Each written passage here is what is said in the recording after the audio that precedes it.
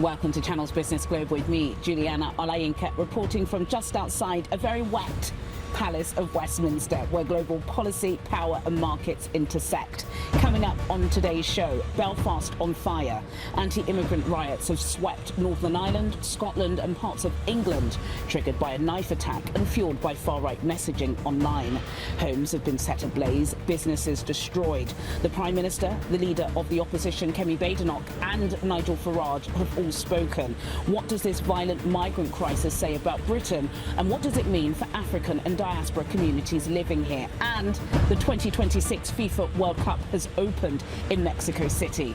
48 nations, 10 African teams, but Nigeria is not among them, and the cost of that absence goes far beyond the football pitch.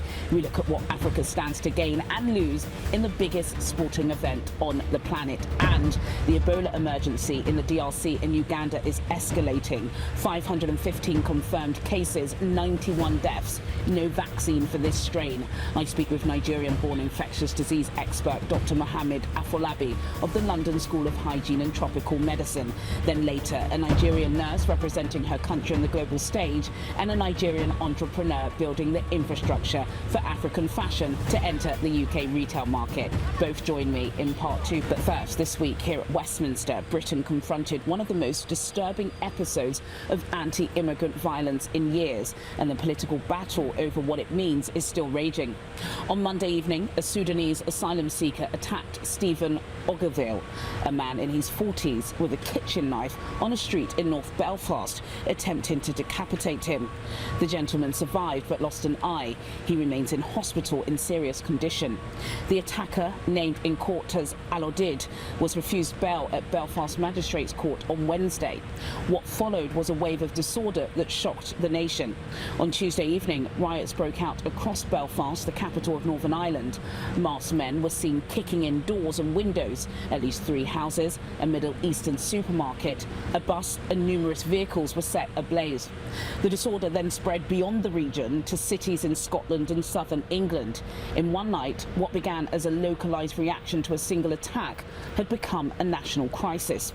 Lawmakers condemned both the knife attack and the subsequent anti-immigrant violence. Prime Minister Sir Keir Starmer told MPs on Wednesday that the disruption was totally unjustified, adding, "We are united in calling for calm and determined to restore order." He praised the police service and the bystanders who responded with such bravery when the attack was happening.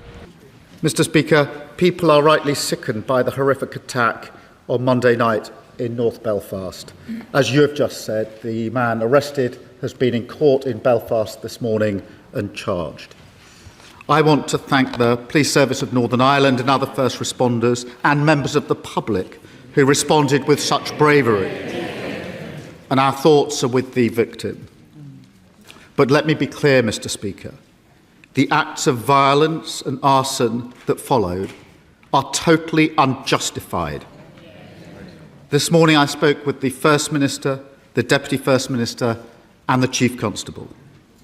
And the Secretary of State for Northern Ireland is meeting leaders in Belfast today. We are united in calling for calm and determined to restore order, support the police and all those on the front line, and ensure that justice is done. The leader of the opposition, Kemi Badenoch, supported Starmer's statement and said that no one has a right to burn people out of their homes. But in a speech delivered earlier in the week, Badenoch said she believed that the fear of appearing racist had hampered police action and investigations in other incidents, including the Southport killings and years-long reports of sexual abuse by grooming gangs. Modern Britain is the least racist country on earth. I speak from experience. As a child, I lived on 3 different continents. I have seen what life is like for ethnic minorities in other places. There is nowhere else on earth I'd rather be. There is nowhere else on earth that I would be doing the job that I'm doing right now as a black woman in a majority white country. It is because we are not racist, because we care so much about equality, that we have overcorrected and actually brought in rules that are actually discriminatory. How did this happen? When we saw high-profile incidents of injustice, like the murder of Stephen Lawrence, there was rightly public pressure to ensure an injustice like that never happened again. Stephen Lawrence's murder resulted in the influential Macpherson report, a report that wanted to put right what went wrong with policing in the 1990s. However, in attempting to do so, it also enshrined a principle which I believe is wrong, that a racist incident is racist if it is perceived as racist by the victim or any other person. This may have made sense in a different context long ago, but today, when we look at the response to Henry Novak's murder and the police's acceptance that the murderer was correct when he accused Henry of racism, it is clear that mere accusations are being accepted as facts. Reform UK leader Nigel Farage used the moment to press for harder immigration enforcement, stopping short of endorsing the violence, but arguing that the government's failure to control borders had created the conditions for it. Michelle O'Neill, the First Minister of Northern Ireland, described the riots as nothing less than disgusting cowardice. For Nigerian and African communities across the United Kingdom, this week was a reminder of how quickly anti-immigrant sentiment can turn to violence. The businesses attacked in Belfast were not just Sudanese, they were Middle Eastern, Turkish, foreign. The message being sent by the rioters were not specific, but it was broad, and it's a message that resonates far beyond Northern Ireland. It's a moment to take a long, hard look at ourselves as a country and what we've become. The murder of 18-year-old student Henry Novak was bad enough of itself, but compounded in the most extraordinary way by the behaviour of the police officers. Many of us have asked for the footage to be released, and finally, last night it was. Let me show you just 30 seconds of what happened on that fateful evening in Southampton. Right, let's get you out of there, shall we? Oh. I was in bed asleep. Whenever just phoned me up, they looked, someone was attacking me. I can't breathe. Grab his other arm. Help. So I've just come running, we only live on St. Denny's Road. I've come running around the corner. What's happened to you, right? Been stabbed. You've been stabbed? Whereabouts? I don't think you have, mate. Just think of it. An 18-year-old lad, a student, been out with some friends for the evening, on the way home, and victim of a sustained attack. Stabbed several times, chased down the street. Stabbed seriously 5 times. And what happens? Well, the assailant's brother rings the police to say, we've just been racially attacked and abused by a white guy. The sirens blare, they arrive. Young Henry must have thought that at last help was at hand, but far, far from it. The police act from the beginning to the end, and the end when he dies, lying on a pavement, having been stabbed in handcuffs. The last thing he heard on this earth was him being read his rights by the police. He was actually treated in a way that meant an accusation of a racial slur was treated more seriously than an act of murder. What does he say? I can't breathe. Familiar words? Remember career criminal George Floyd, who died in appalling circumstances in Midwest America a few years ago. Remember the reaction to that and the way the police behaved. Within a few days, Keir Starmer was taking the knee. Black Lives Matter exploded all over the country. Churchill's statue was defaced. The cenotaph was vandalised. And yet, what has the public reaction been from our leaders and politicians, and indeed, to be frank, much of the media to this? Silence. Absolute silence. Proof, if ever there was any, that we're living in a two-tier culture in this country where the rights and privileges of white people matter less than those of ethnic minorities.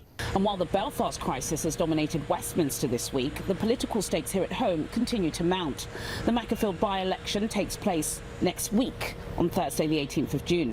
Andy Burnham, the Greater Manchester Mayor and the man most likely to challenge Keir Starmer for the Labour leadership, is a confirmed Labour candidate. His opponent for Reform UK is Robert Kenyon, a self-employed plumber and former army reservist who came within striking distance in 2024. The latest polling puts Labour at 49% and Reform at 39%. A Burnham victory brings a formal Labour leadership contest significantly closer. A Reform upset would be one of the most seismic results in British political history. For the Nigerian and African diaspora across British cities, who leads this country and what that leadership looks like on immigration, trade and bilateral relationship with Africa matters enormously. Channel's Business Global will have full analysis after the result. And the theme of communities under pressure runs beyond Belfast. Nigeria's first evacuation flight carrying 270 citizens from South Africa finally departed this week after being delayed for several days due to logistical issues. The repatriation comes as anti-foreigner violence continues across South Africa, targeting foreign-owned businesses and leaving African communities across the Western Cape and Gauteng in fear. South African President Cyril Ramaphosa has vowed action against groups fueling the xenophobic violence, describing it as an embarrassment to the nation. Ghana, Zimbabwe and Malawi have also repatriated citizens from affected areas. For Nigeria, that episode has raised serious questions about the government's capacity to protect its citizens abroad and the systemic economic tensions that continue to drive anti-immigrant sentiment across the continent. This week, the biggest sporting event on the planet kicked off. The 2026 FIFA World Cup began in Mexico City on Thursday night, with Mexico hosting South Africa in the opening match at the iconic Estadio Azteca. It is the largest World Cup in history. 48 nations, 104 matches spread across 16 cities in the US, Canada and Mexico. The final takes place on the 19th of July at MetLife Stadium in New Jersey. Africa has 10 teams competing: Egypt, Morocco, Cape Verde, Ghana, South Africa, Cote d'Ivoire, the DR Congo, Tunisia, Algeria and Senegal. FIFA has announced an $871 million prize fund for the 48 participating nations, with each qualified country earning £13.5 million in preparation and participation fees. But Nigeria is not at this World Cup. The Super Eagles' failure to qualify has cost the country a share of that $871 million fund. Nigeria lost to the DR Congo on penalties in the African playoff, if you need reminding, missing out on consecutive World Cups for the first time in a generation. Nigerian musician Burna Boy will headline the opening ceremony alongside Colombian superstar Shakira. A reminder that Nigeria's cultural footprint on the global stage remains enormous, even when the football team is absent. The economic stakes for Africa's participating nations are significant. Beyond the prize money, there's tourism, sponsorship, broadcast rights and the global visibility of African football talent. This is all on the line over the next 6 weeks. The whole world is going to be watching. Now, before the break, a public health emergency that demands Africa's full attention.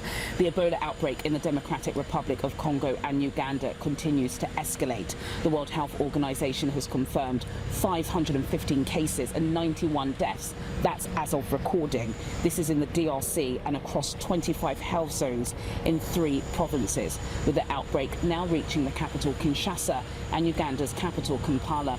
19 cases and 2 deaths have been confirmed in Uganda. Now, the outbreak is caused by the Bundibugyo strain of the Ebola virus, for which there is currently no approved vaccine or treatment. This is critically different from the Zaire strain, for which an effective 2-dose vaccine regimen exists. The WHO and the Africa CDC have unveiled a $518 million response plan running from now until November.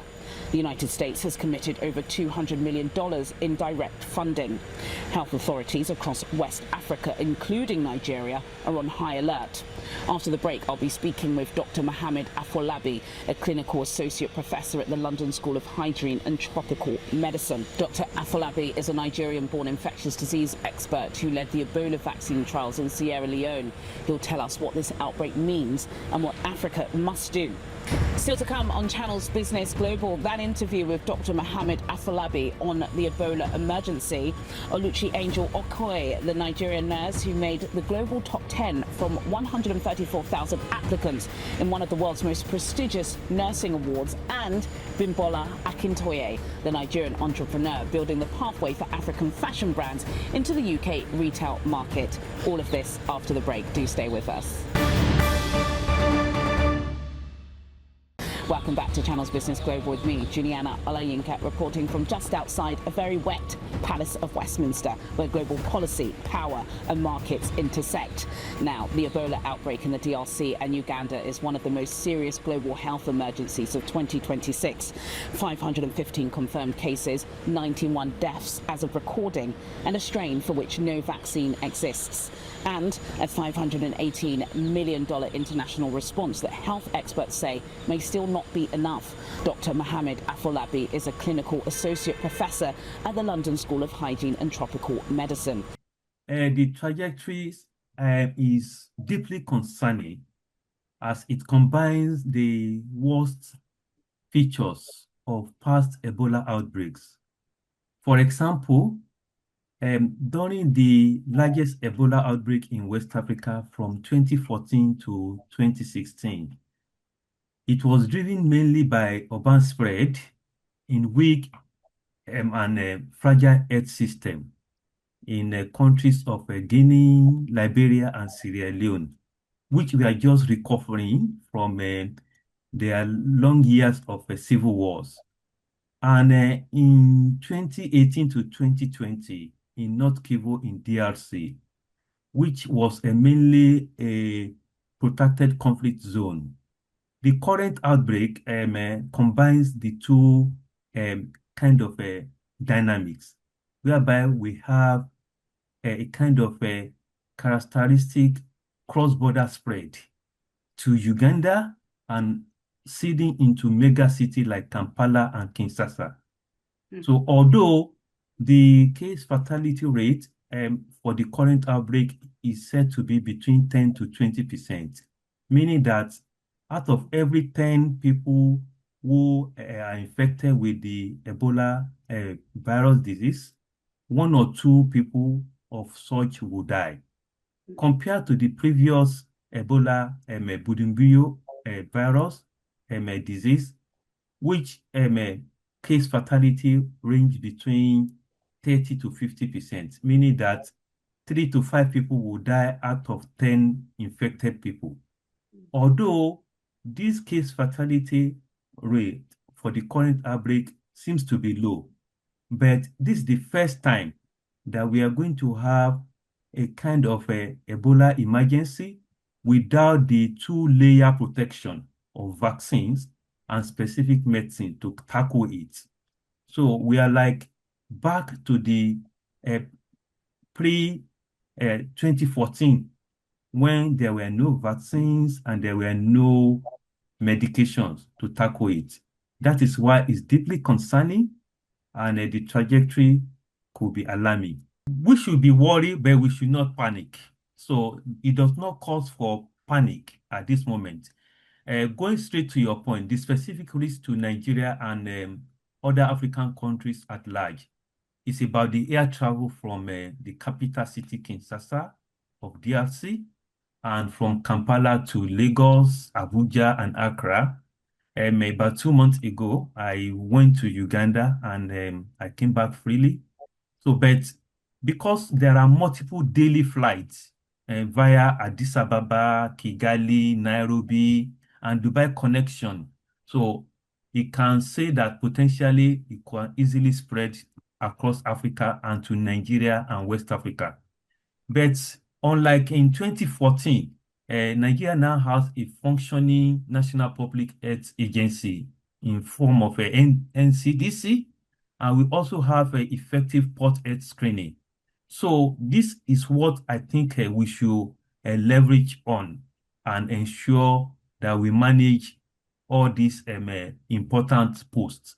So it is not for us to panic, because implementing blanket travel restriction or bans in response to the current Ebola outbreak in DRC and in Uganda is not supported by any public health evidence or science, and it could undermine both national and global health security goals. One Nigerian woman, 134,000 applicants, 214 countries, and a place in the global top 10. Oluchi Angel Okoye is head of nursing at the Rape Crisis Centre of Women at Risk International Foundation in Lagos. working at the intersection of healthcare, trauma and justice for survivors of gender-based violence. She has served as an expert witness in court. Her clinical documentation has helped secure convictions, and this year she has been named one of the 10 finalists for the Astor Guardian's Global Nursing Awards, one of the most prestigious nursing recognitions in the world, carrying a prize of $250,000. I felt so excited that I almost fell off the chair. Aston have this video of us, the excitement time, it was captured. I think I called on someone to hold me. So the person had to hold me from falling because it just started casually. I applied for this, and out of 134,515 or 512 thereabout, I was picked among the 10. So I felt so excited, like, is this happening? So I was excited. I was overwhelmed with joy. So I felt, oh, you know what? I think this time around I've been doing my work without even knowing that one day or someday I'm going to be recognized. And now I'm being recognized. So I felt really good. I almost fell off the chair. My testimony in court has helped to get justice for a lot of survivors, at least about 7 cases. Case in point is a case of 9 children that was molested by a teacher, age 7 to 13. And at the end, my testimony helped to get conviction, and the perpetrator was held accountable for what he did. So it's just going to work every day, knowing that somebody needs you to be compassionate, somebody needs you to be there for him or her, somebody needs you to believe them, to listen to them, don't judge them. So that's what my everyday work look like. And finally, a story about what it means to build a bridge between two worlds. There are hundreds of thousands of Nigerians and Africans living in the United Kingdom who want access to the premium fashion, design and creative talent being produced back home, me included. And there are talented Nigerian designers and fashion brands who want access to the UK retail market but have no structured pathway to get there. Bimbola Akintoye is a London Business School alumna and former senior executive at Dangote Industries and the Bank of Industry. She has founded Fine Lines International, a platform designed to create that pathway. And this weekend, she is launching Adorned, a curated exhibition of 10 premium Nigerian fashion brands offering direct access to UK consumers for the first time. So I've always loved Nigerian fashion. And like you said, I worked in Dangote and Bank of Industry, and I've always worn Nigerian. Over time, we stopped going to the UK to buy things and we fell in love with Nigerian, and we're allowed to wear Nigerian. Thank God. But moving down to the UK, I quickly realized from my love for Nigerian, I couldn't access the Nigerian brands I so dearly loved, right? And I saw that gap. And then I was attending a Black community church, and my community was mostly Nigerians. And I used to get compliments about the things I was wearing. And I saw the gap. There are individuals, diasporans, who love premium African fashion, but cannot easily access them. And then there are businesses back home who would really benefit from international visibility, right? And gaining access to these international markets. And being a banker who spent past 6 years supported SME businesses, I quickly saw that there was a gap in there. And it's not just e-commerce gap. Let me start with the numbers. Yes. In the UK alone, we have about 1.9 million Nigerians. And that's not counting the broader African community, plus the Caribbean community, plus the Afrocentric community. Let me shock you by saying that when I was in LBS, I found that we also have non-Black individuals, right, who love our expression. Fashion is a form of self-expression. They love how we express ourselves through fashion, and they identify with it. So that market is also there. Well, sadly, that's all we have time for today. But as always, do get in touch with your comments and suggestions. I'll see you at the same time next week for more in-depth business analysis on Channels Business Global. Goodbye.